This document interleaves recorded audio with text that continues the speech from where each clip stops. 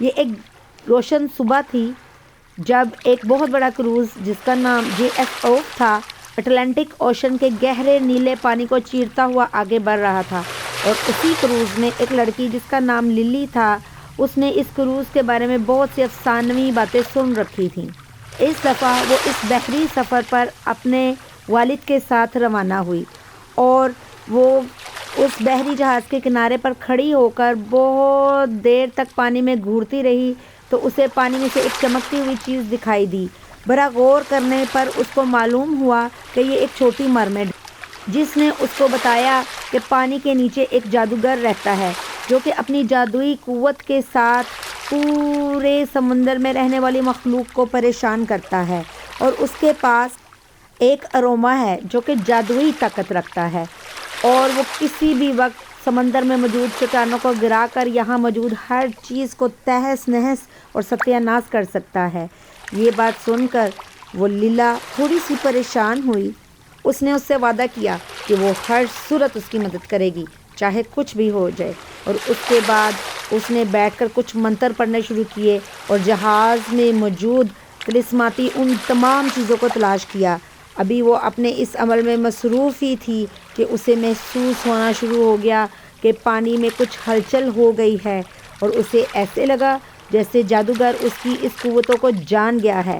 اس نے سمندر کے کنارے پہ کھڑے ہو کر اس جادوگر کا مقابلہ کیا، اور اس نے پانی کو بری طرح سے ادھر ادھر اچھالا۔ اس کی غیر مرئی مخلوق نے بھی اس کو تنگ کیا، اور اس نے وہ اروما بول اس جادوگر سے چھین لیا۔ کافی لڑائی جھگڑے کے بعد وہ کامیاب ہو گئی اس اروما بول کو اس سے لینے کے لیے، اور وہ اسے لے کر فوراً سے اس جادوئی کروز میں آنا چاہتی تھی تاکہ جادوگر کسی صورت بھی اپنے مقاصد میں کامیاب نہ ہو سکے۔ لیکن اسی ٹائم جادوگر کا ڈائناسور اوپر سے اس پر حملہ کرنے کے لیے آیا، اور اسی دوران وہ تھوڑا سا اپنا ہوش کھو بیٹھی، لیکن دوبارہ سے اپنی طاقت کو بحال کرتے ہوئے اس نے وہ اروما بول جادوگر کے ہاتھ سے پکڑ لی، اور وہ ادھر ادھر دیکھتی رہی تاکہ بھاگ سکے۔ اس کے طلسماتی طاقت نے اس کو بتایا کہ اروما بول کا آگ کی طرح سرخ ہونا ضروری ہے، تبھی ممکن ہے کہ جادوگر تباہ ہو جائے۔ اس نے اپنی پوری طاقت اور قوت کو استعمال کرتے ہوئے اس اروما بول کا رنگ چینج کر دیا، اور سمندر میں ایک زوردار دھماکہ ہوا، اور اس دھماکے کے بعد جادوگر کی تمام طاقت نیست و نابود ہو گئی، اور لیلا بہت زیادہ خوش ہوئی کہ آخر وہ اپنے مقصد میں کامیاب ہو گئی ہے۔ اس نے ان تمام چیزوں کو ٹوٹنے پھوٹنے سے بچا لیا ہے، اور سمندر کی مخلوق کی زندگی کو بھی بچا لیا ہے۔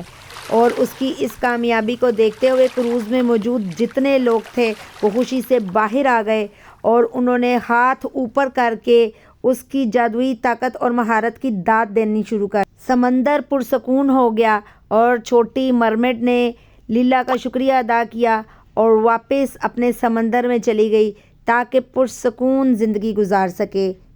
یہ کہانی ہمیں سکھاتی ہے کہ صرف اپنے جیسی مخلوق کے ساتھ ہی نہیں، باقی مخلوق کے بھی انتہائی شفقت اور محبت کا رویہ رکھنا چاہیے۔ اور وہ چھوٹی مرمیڈ انسانی شکل میں آ کر للی کا شکریہ ادا کرنے لگ گئی، اور اس نے خوشی سے اپنا سر جھکایا اور اس کو تشکر بھری نظروں سے دیکھا، اور سمندر میں موجود تمام جانداروں میں خوشی کی لہر دور آئی جو کہ اس جادوگر کے شر کی وجہ سے انتہائی خوفزدہ رہتے تھے اور اپنی زندگی آزاد طریقے سے نہیں گزار سکتے تھے۔ لیکن اب سب لوگ بہت خوش تھے، اور وہ سب شکر گزار تھے للی کے۔